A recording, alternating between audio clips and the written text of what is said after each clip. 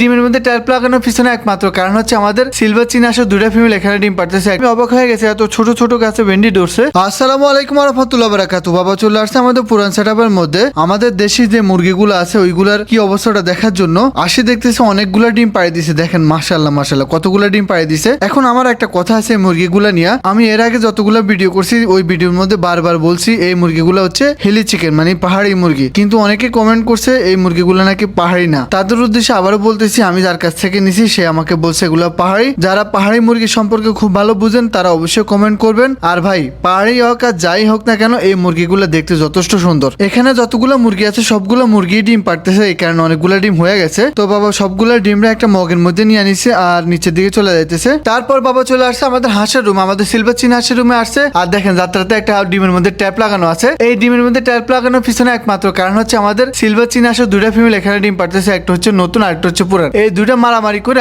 এই ডিমটা ভাঙিয়ে লেছে। পরবর্তীতে আমার ম্যাডাম চিন্তা করলো ডিমের মধ্যে যদি কস্টিম লাগাই দেয় তাহলে সম্ভবত ফুটতে পারে। ওই ডিমটা তো বাদ হয়ে গেছে। বাকি যতগুলো ডিম আছে বাবা একটার পর একটা ডিম চেক করা শুরু করছে, মানে ক্যান্ডেলিং করতেছে ডিমগুলোর ভিতরে ব্রুন আসছে কিনা। পরে দেখতেছে মাশাআল্লাহ মাশাআল্লাহ সবগুলো ডিমের মধ্যে ব্রুন আসছে। অবশ্যই আপনারা দোয়া করবেন যাতে পারে ডিমগুলো থেকে একটা ভালো রেজাল্ট পাই। অনেকদিন হলে আমাদের ছাদ বাগানে কোনো আপডেট দেওয়া হয় না আপনাদেরকে, চিন্তা করলাম আজকে একটা ছোটখাটো আপডেট দিয়ে দিই। বাবা চলে আসছে আমাদের ছাদের মধ্যে কিছু শাকসবজি সংগ্রহ করার জন্য। এরপরে বাবা যে মরিচ গাছগুলো থেকে মরিচ উঠেছে, এই মরিচ গাছগুলো তো আমি সৌদি আরব থেকে নিচে বলছি, কিন্তু কেন জানি এই মরিচগুলো এখনো বড় হয় না। আমি যে মরিচটা নিছিলাম না ওই মরিচটা অনেক বড়, মানে অনেক বড়, মানে সচরাচর বাংলাদেশে এত বড় মরিচ আমি কখনো দেখি নাই। ভাবছিলাম যে ওইরকমই হইব বড়, কিন্তু দেখতেছি না ওইরকম বড় হয় না, ছোট ছোট মরিচগুলো রয়ে গেছে। তারপরে মোটামুটি খারাপ না, ভালোই বড় হয়েছে। এই পাশ দিয়ে বাবা অনেকগুলো ভেন্ডি গাছ লাগাইছে আর এখন ভেন্ডি গাছগুলো থেকে ভেন্ডি সংগ্রহ করতেছে। তবে আমি অবাক হয়ে গেছি এত ছোট ছোট গাছে ভেন্ডি ধরছে। সম্ভবত বাবা এবার হাইব্রিড কোনো ভেন্ডি গাছ লাগাইছে। আমি মনে করি যারা ছাদ বাগান করে তাদের উচিত আমাদের দেশীয় যে বীজগুলো আছে ওই বীজগুলো সংগ্রহ করা, ওই গাছগুলা লাগানো, হাইব্রিড গাছকে অ্যাভয়েড করা।